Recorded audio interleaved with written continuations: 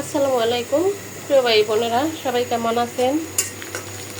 আশা করি ভালো ও সুস্থ আছেন। আলহামদুলিল্লাহ, আমিও ভালো আছি। চলে আসলাম আজকেও আপনাদের মাঝে শেয়ার করতে আজকে কি রান্না করব এবং কি দিয়ে দুপুরে খাবো। ভাত বসাই দিলাম, অর্ধেক কাঁচকলা সিদ্ধ দিয়ে দিলাম, ভর্তা বানাবো। আর এখানে কড়াই বসাই দিলাম, করলা ভাজি করব অল্প করে একটু মুরগি বোনা করব আর মাছের মাথা দিয়ে পেঁপে দিয়ে রান্না করব। পেঁপের সাথে দেয়া আছে একটা কাঁচকলা। সবার আগে আমি করলাটা ভাজা নামায় ফেলি। এখন দিয়ে দেবো একটু লবণ আর হলুদের গুঁড়া।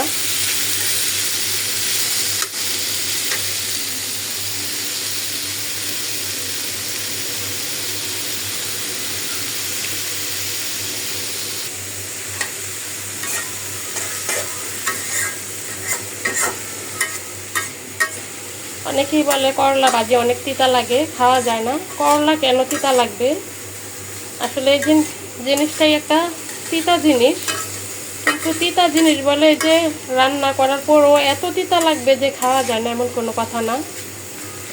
সবসময় করলা আলু দেন আর না দেন, কাইটা ধুইবেন বা ধুইয়া কাটবেন, পানি জড়াইয়া এভাবে কড়াইতে দিয়া অল্প একটু ভাজবেন, 5 থেকে 7 মিনিট ভেজে নামাই ফেলবেন। চুলার আঁচ কমাইয়া ঢাকনা দিয়ে কখনো করলা সিদ্ধ করবেন না, তার জন্যই তিতা হয়ে যায়। যারা চুলার আঁচ কমাইয়া ঢাইকা দেয়, এভাবে ঢাকনা ছাড়া পাশে দাঁড়ায় থেকে 5 থেকে 7 মিনিট লাড়াচাড়া দিয়া নামাই ফেলবেন। করলার কালারও নষ্ট হবে না, তিতাও হবে না, টেস্টও হবে অন্যরকম।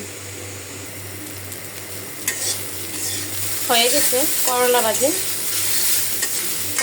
নামাইয়া মুরগি বসাই দিই। মশলাটা কষানো হয়ে গেছে, এখন ধুয়ে রাখা মুরগির মাংসটা দিয়ে দিই। অল্প করে রান্না করতেছি, কারণ পালহা সবজি তরকারি খাবে না।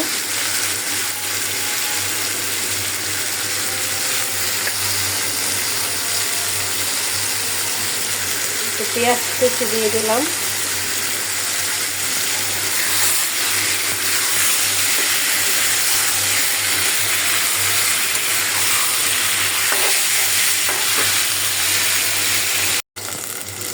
মুরগি তরকারিটা নামাইয়া এবার আমি পেঁপে আর কাঁচকলা একসাথে দিয়ে সবজিটা বসাই দিতেছি।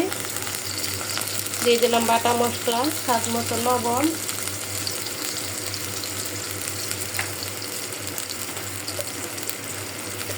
হলুদ আমি একদম অল্প দিব, কারণ এটা পেঁপে আর লাউ সেম জিনিস, বেশি হলুদ হলে ভালো লাগবে না। কাঁচামরিচ দিয়েছি, তার জন্য অল্প একটু মরিচের গুঁড়া।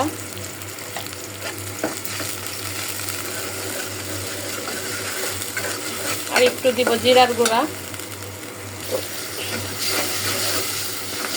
সব মশলা দেওয়া হয়ে গেছে। এখন আমি মাছের মাথাটা কষাইয়া ভালো করে তারপর সবজি দিয়ে দিব।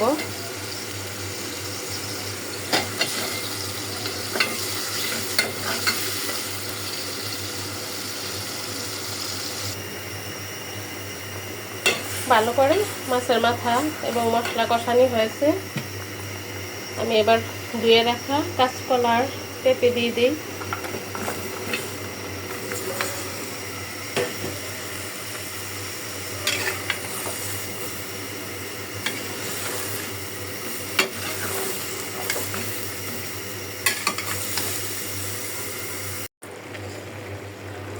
পেঁপে সবজিটা কিন্তু হয়ে গেছে, নামিয়ে ফেলবো।